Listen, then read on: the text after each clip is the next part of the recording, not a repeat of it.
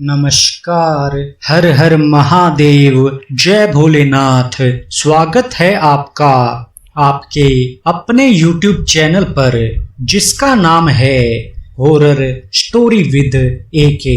मेरा नाम अनिल है। मैं यहाँ पर आपको ईश्वर से जुड़े चमत्कार एवं तीसरी शक्ति के प्रकोप पर आधारित कहानियां सुनाता हूँ। आज की कहानी तंत्र की संतान का दूसरा भाग है।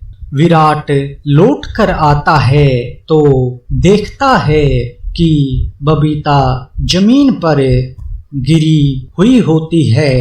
झट से उसे उठाकर पलंग पर सुलाता है और पानी की छींटें दे उसे होश में लाता है।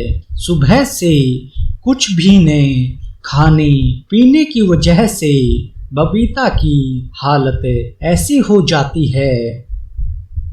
विराट बबीता को पानी पिलाने के लिए एक गिलास में पानी लेकर आता है तो बबीता इनकार कर देती है। थक कर विराट को उसकी बात माननी ही पड़ती है। विराट के मान जाने पर बबीता खुद से ही गिलास का पानी लेकर पी लेती है और खुशी खुशी खाना भी खा लेती है। विराट कहता है, क्या करना होगा ये बताओ। बबीता बोली, कुछ नहीं, सब कुछ वैसे ही होगा जैसे होता है, बस कुछ तंत्र के साथ करना होगा। बस सब कुछ अमावस्या की रात को होगा और हाँ, पूरे घर में रोशनी नहीं आनी चाहिए। मुझे भी रोशनी में नहीं जाना है जब तक कि बच्चे का जन्म न हो जाए। विराट को रोशनी वाली बात कुछ अजीब सी लगती है।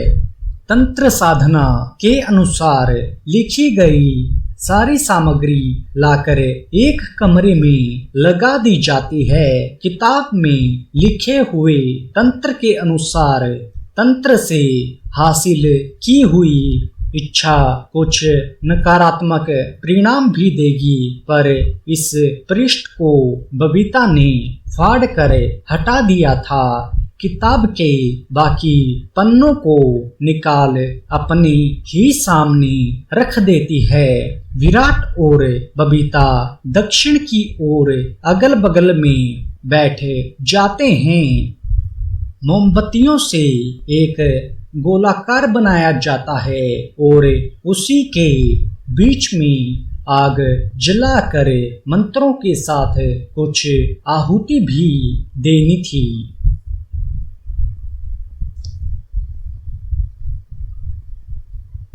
आहुति के बाद सहवास और फिर यही क्रिया अगले अमावस पर। बबीता बहुत खुश थी। विराट बबीता की खुशी में खुश था।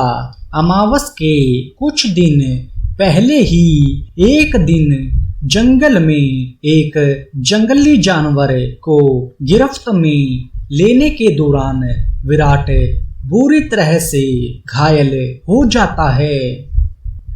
हाथ पेड़ों और झाड़ियों के बीच ऐसी तरह फंस जाते हैं कि निकालने के दौरान पूरी तरह से खून ही खून हो जाता है। शाम घर लौटने पर बबीता ऐसी दशा देखकर घबरा जाती है। बबीता को सिर्फ अमावस वाले दिन की चिंता लगी हुई थी कि सब कैसे होगा, पर विराट उसे आश्वासन देता है कि सब कुछ ठीक होगा। अगले अमावस्या पर फिर से वही क्रिया दोहराई जाती है। उसी आग में एक सेब रख दी जाती है जिसे बबीता को सहवास से पहले खाना था।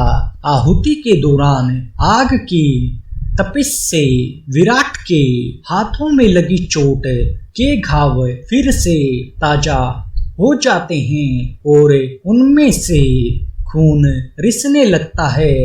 आहुति तो घी की होनी थी, पर साथ ही साथ खून की भी हो गई थी। घी से तो नहीं, मगर खून की बूंदें पड़ते ही आग धधक उठी। ठंडी हो जाने पर सेब खाकर सहवास कर दोनों सो जाते हैं। 1 सप्ताह बीतने पर बबीता को अपने भीतर कुछ आभास सा होता है। टेस्ट करने पर बबीता गर्भवती दिखती है। बबीता और विराट बहुत खुश होते हैं। किताब की लिखी हर बात को नियम पूर्वक करती रहती। अभी 1 माह ही हुआ था कि बबीता को अपना पेट कुछ बाहर सा दिखने लगा। बबीता खुशी के मारे ये भूल गई थी कि यह सामान्य नहीं है। जब उसने विराट से कहा, बबीता बोली, विराट देखो मेरा पेट कुछ बाहर सा है ना। विराट बोला, इतनी जल्दी? बबीता, वैसे तुमको मैंने नहीं बताया, मगर किताब में लिखा था कि इस तंत्र से इच्छाएं अवधि से बहुत पहले ही पूर्ण हो जाती हैं। शायद इसी कारण बच्चा जल्दी बड़ा हो रहा है। मैं तो बेहद खुश हूँ।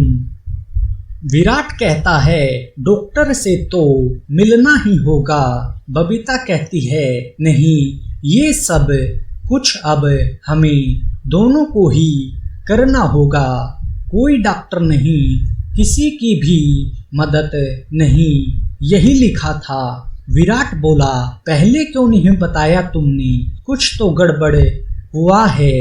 इतनी जल्दी इच्छा पूर्ण होना मुमकिन नहीं है। कोई दुष्ट परिणाम न हो।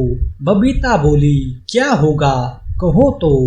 देख रही हूँ जब से माँ बनी हूँ, तुम्हें कोई खुशी नहीं है।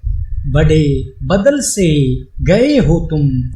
बबीता बच्चे के मोह में विराट को कुछ भी कह जाती है। विराट चुपचाप सारी बातें सुनता जाता है।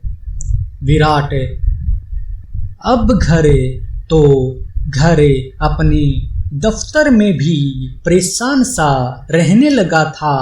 उसका सहकर्मी दयाशंकर उससे बार बार पूछता, मगर विराट कुछ भी नहीं कहता।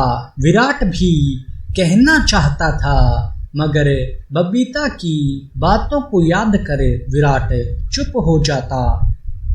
ज्यों-ज्यों दिन बीतते गए, बबीता का गर्भ पूरी तरह से बढ़ता जाता। अब बबीता का गर्भ लगभग 7वें महीने के जैसे हो चुका था। बबीता अब ज्यादा नाराज ही रहती थी।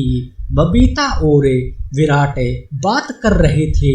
बबीता, क्या नाम सोच रहे हो विराट? विराट बोला, पहले हो तो जाने दो। बबीता कहती है, अब भी तुमको शक है? विराट बोला, नहीं नहीं। बबीता गुस्से से, दिख रहा है मुझे आज तक कभी एक बार हाथ तक न रखे हो। मेरे पेट पर छू कर देखे हो कभी? विराट को खुद भी एहसास होता है कि गलती तो कर ही बैठा है वो। अपने इन विचारों में उसने एक बार भी पिता होने का कोई भी फर्ज नहीं निभाया।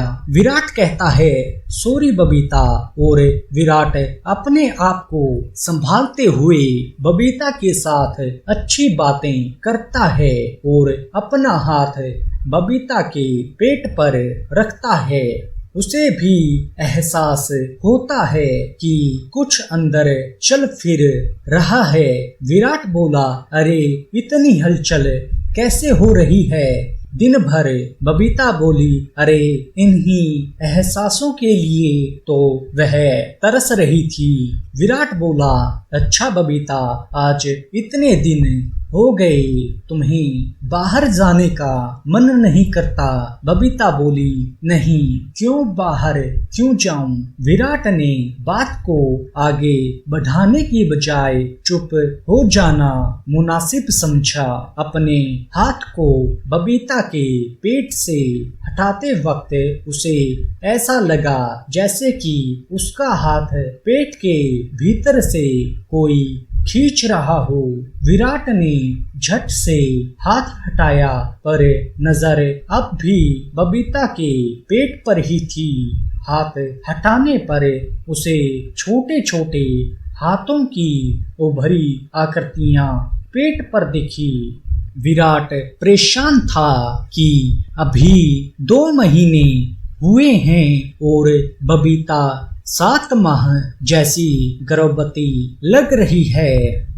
आगे कहानी में क्या हुआ, यह जानने के लिए आपको कहानी का अगला भाग देखना होगा। कहानी यहीं समाप्त होती है। ऐसी और कहानियां देखने के लिए आप हमारे चैनल को सब्सक्राइब कीजिए और वीडियो को लाइक कीजिए। धन्यवाद।